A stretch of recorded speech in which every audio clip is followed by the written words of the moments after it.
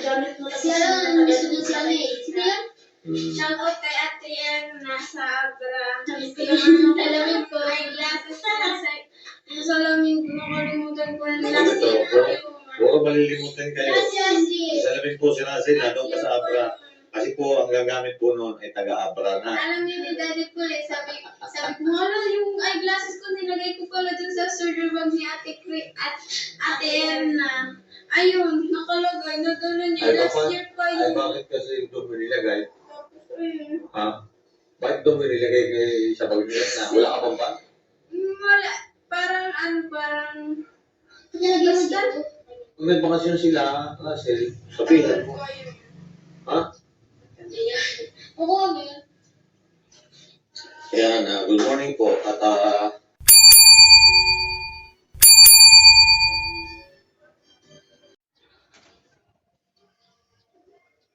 So, ayan. Magandang umaga po. Andito na naman po ako. Mga kabayan ko dyan.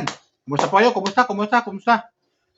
Welcome po kayo sa aking YouTube channel, Randy Channel. Luzon, Visayas, Mindanao. Mga viewers si Pugo Biyahero, viewers si Krishna, viewers ng Chris Pao Panatic, viewers si Kalinga Prab, Kuya Bal, at Idna Ate Jack, viewers si Dito Herms, viewers ni Japper Sniper, viewers si Kuya Bal, at viewers si Katekram.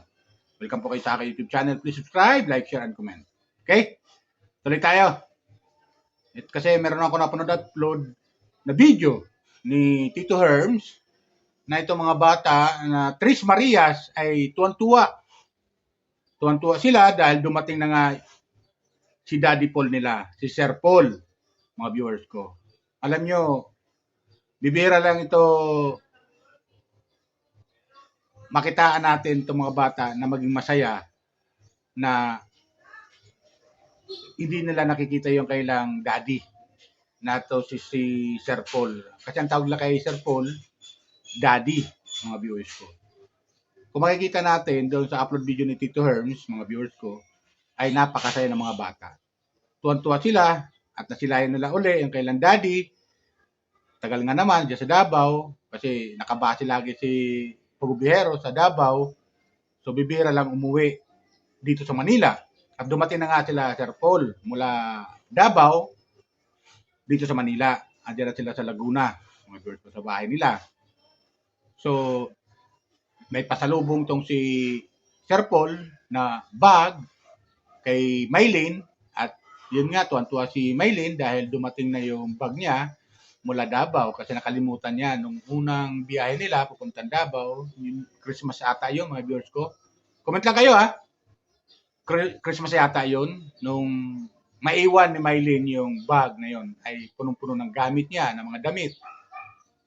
Kaya yun, hindi niya nadala. Siguro sa sobrang excited na pabalik na siya ng Maynila, hindi niya nadala. Kaya nangyari, naiwan.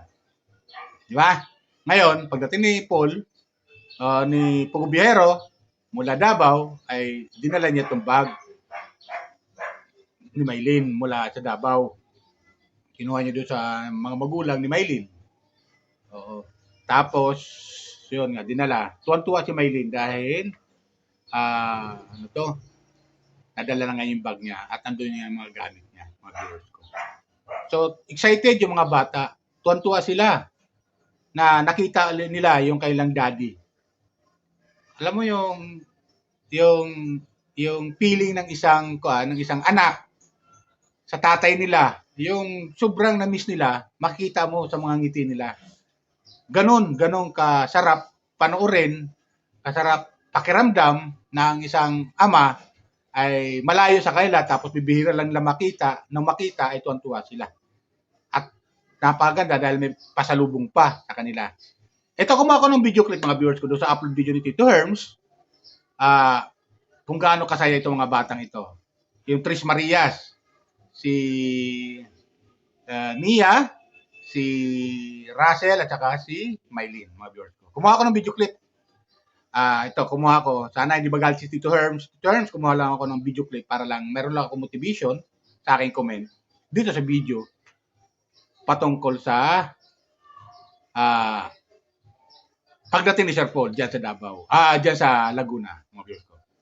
Ito, comment lang kayo ha, mga viewers ko. Comment lang kayo at subscribe kung di pa kayo nakapag-subscribe. Lalo-lalo yung mga viewers ni Tito Herms. Lalo-lalo yung mga viewers ng Chris Pao na hindi pa nakapag-subscribe sa aking YouTube channel. Subscribe lang po kayo. Ito, kumuha ko ng video clip, panoorin natin. Kung gaano kasaya itong mga bata. Panoorin natin. Nakamusta yung mga yung mga gamit mo Si ano, namisunod sa amin. Sino yun? Shout out kay Ate Em, nasa Agra. Namiss ko yung salamin ko. Eyeglasses na sa yung salamin ko, nakalimutan ko na Ano last to? year. Puro malilimutan kayo. Gracias, G. Salamin po si Russell, nandun pa sa Abra. Kasi po, ang gagamit po noon ay taga-Abra na. Alam niyo ni Daddy Paul sabi ko, wala yung eyeglasses ko, nilagay ko pala dun sa surgery bag ni Ate Erna. Ayun, nakalagay, nadala niya Ay, last bakit? year pa Ay, yun. bakit kasi doon mo nilagay? Ayun. Ha? Bakit doon mo nilagay kay sa bag nila na wala ka pang ba? Wala, parang, Nilagay mo Basta? dito. Kung nagbakasyon sila, Russell, sabihan mo. Ha? Oo, kami. Yan, good morning po. At pupunta po ako doon sa may kabila ngayon. Doon po sa Mahinay dahil doon po rin yung mga bibiting. Tapos po, si Angeli, hindi po kami nagpapakita. Yun po yung hindi ko po nakita pa sa bibiting. Kaya pupuntahan ko po ngayon. Para magkita-kita rin po kami. Pupunta muna ako sa may kabila. Parang maligo na sila. Excited na ba kayo na makita ulit ng si Ate Chris na? Wow. Pwede mamaya siguro pupunta kayo doon. Ha? Hindi ba ipasok kayo? Wala po kami pasok. Wala daw silang pasok Alam ko na ngayon. wala. Kasi ngayon po yung Laguna nag-strike po at nagawa po dito sa, po sila ng increase na dagdag na singil sa pamasahe. Ayan. At ako po ay pupunta naman sa kabila. Ang Maria sa gusto rin sumama. Pangita na kayo? Nagpangita na. Shout out daw kayo mga hindi. pero hindi ko nakita. Shout out daw sa'yo mga hindi. Kayo, na-miss ka lang dito ng Marias. Baka pupunta dito mamaya yun. Kasi bukas pupunta na sila ng Kalatagan. Ayan. At sasaglit lang naman ako doon para mamit ko rin si Mang Eli kasi sila si Peter Paul, si, ano pangalan yung mga natingan doon? Si Bombay, si Stone, yun namit ko na po lahat yan. Si Chris po, hindi ko pa namin. Si Chris po, hindi ko pa po namin. Di ba? Si Chris? Gustav? Hindi, si Chris. Hindi ko pa namin si Chris. Si Chris Aquino po, hindi ko pa po namin. At ako po si Sineya. Ayan. Sige, dyan muna kayo ha. Mag-finish muna kayo. Baka may magkaroon kayo ng bisita mamaya. Kaya nakain na naman po sila ng mangga. Salamat naman kayo sa Thank you po, nagbigay tita. na. Ito, Dinky. Ayan. Salamat daw Tito Dinky. Yan. At tuwan-tuwan sila pagka nakaka-receive ng mga ganitong mga prutas, lalo na nga pag mangga. Yan. Ang asim ay siniya. Oras po kami nagbabala. Kasama po sila ngayon tatlo dahil wala po silang pasok. Sure ba kayong wala ng pasok? Ha? May message na doon? Nag-iisip? Magabi pa yun, ah. Hindi ako. Ito sinabi. May pasok ba sabi? Wala nga ni. Wala nga ni daw. O yan. Kaya masaya na naman sila. Masaya po sila pag walang pasok. Hindi. Ha? Ikaw? Hindi. Hindi, ikaw. Kasi may pizza kami dapat ngayon.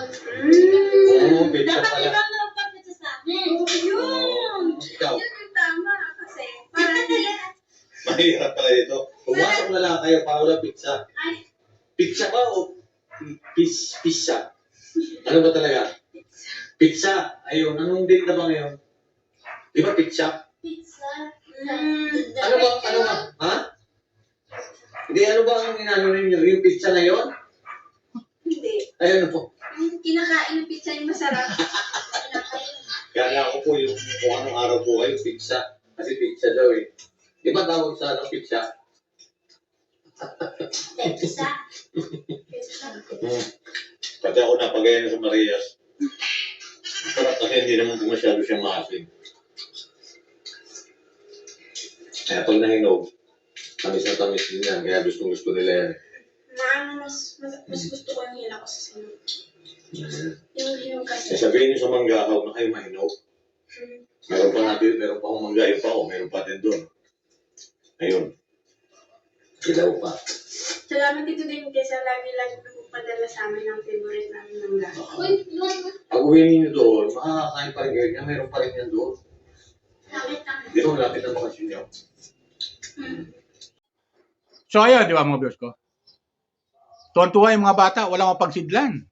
At may pasalubong pa sa kanila na yung mangga. Kakapaglaway tuloy. Tuwan-tuwa yung mga bata. Tapos yun nga, sabi nga ni Tito Herm, dahil nalilimutan nga ni Mylene yung bag, yan. Sabi ni Tito Herm, mga bata pa kayo, mga ulyanin na kayo. Di maiwasan kasi yan mga viewers ko. Di maiwasan niya sa sobrang excited, di maiwasan na mayroon ka talaga malilimutan talaga. Pag ganun na bagay na gustong-gusto mo o paborito mo, ay malilimutan mo talaga sa sobrang excited mo. Di ba ganun yun? Kaya, okay lang yan. At least nadala ni Sir Paul yung bag ni Mylene.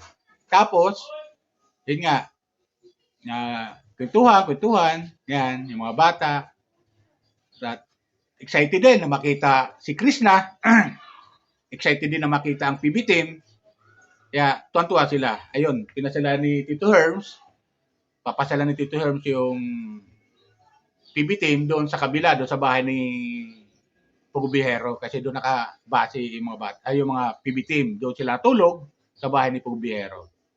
Di ba? Kaya nakaka-excite din na panoorin yung video upload ni Tito Herm. Ayan ang sasabi ko mga viewers. Hindi lang kasi si Pugubihero pinanonood natin. Behind the scene, yung mga PB team, katulad ni Tito Herm, yan ay PB team yan membro ng PB team. Di ba? Kaya makikita natin sa kanila kung ano yung sitwasyon sa kanila doon sa Laguna. Di ba? Kasi hindi naman lahat na a-upload yan ni Pugubihero. So, mapapanood natin sila, mga viewers ko, sa mga PB team, sa kanya-kanyang upload nila. Katulad nito, napanood natin yung mga bata, tuwan-tuwa, na dumating si Pugubihero, o yung daddy nila na si Pugubihero, diyan sa Laguna, mula Davao. So, na-miss nila ng mga batang ito. Kasi alam nyo mga viewers ko, itong mga batang ito, mga anak-anakan to ni Pugubihero eh. Kaya nakakatuwa si Pugubihero na talagang, maging tatay ng mga batang ito. Kasi anak-anakan niya ito eh, itong Tres Marias, mga viewers ko. Talagang inspirasyon nila na meron silang daddy na nagmamahal sa kanila. Mula noon, nung matagpuan ni Pugubihero sila at kinuha, kasama ng mga sponsor na ito nga, pinapag-aral ni Pugubihero itong mga batang ito at ng mga sponsor. Sinusuportahan ng mga sponsor. At yun nga, may narinig tayo na itong si Mylene daw ay pupunta ng Singapore. Di ba? Excited siya, tuwan-tuwa siya. Dahil nadala niya yung bag niya, nadala na yung bag ni Pugubihero at meron na siya paglalagyan ng mga gamit niya kung pupunta siya ng Singapore. Maganda yan. Ang katulad ni Mylene, papasala ng Singapore. Baklase. Siguro mayroong sponsor na gusto makita si Mylene na nasa Singapore at pupunta nga sa Singapore. Kaya abangan natin yan mga viewers ko. Abang-abang ito.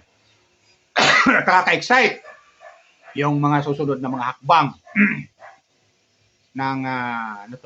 ng Tres Marias, lalo na si Mylene na isang scholar ni Pugubihero. Okay? Yun lang sa akin mga viewers ko. Sana nagustuhan nyo aking comment reaction sa video patungkol sa Tres Marias na kasalukuyan ay nasa kay kasalukuyan ay nasa kay Teacher Nida Pangangalaga. Ito yung mga anak-anak, ito yung isa doon, anak nila talaga, si Mia, at yung dalawa ay anak-anakan ni Pugubihero, mga scholar, si Russell at si Mylene. Diba? So yun lang sa akin mga viewers ko. Sana nagustuhan niyo aking comment reaction sa video sa patungkol sa Tres Marias na excited na makita ang daddy nila mula Davao. Sa sobrang miss nila. Okay? Yun lang po. Shoutout ulit sa mga hinahangan ko sa ating vlogger, katulad ni Pugubihero, Krishna, lahat ng PB team, mga viewers ko. Tito Herms, yan, Teacher Nida, panoorin natin. PB Onji, yan. Mga, lahat ng PB team, subaybayan po natin nila kasi makikita natin doon sa behind the scene na maliban sa upload ni Pugubihero, ay makikita natin yung kanila mga upload. So, nakaka-excite. Kaya yan sasabi ko mga viewers ko. Hindi lang si Pagubiro pinanonood ko, maging yung PBT pinanonood ko. Di ba? So, yun lang sa akin. Sana gusto niyo ating comment, reaction sa video patungkol sa Tris Marias na nandyan kay Tito Herms at kay Teacher Nida. Okay? Yan na po. Bye! Ingat po tayo lagi. Pagpalay po tayo ng pumay kapal.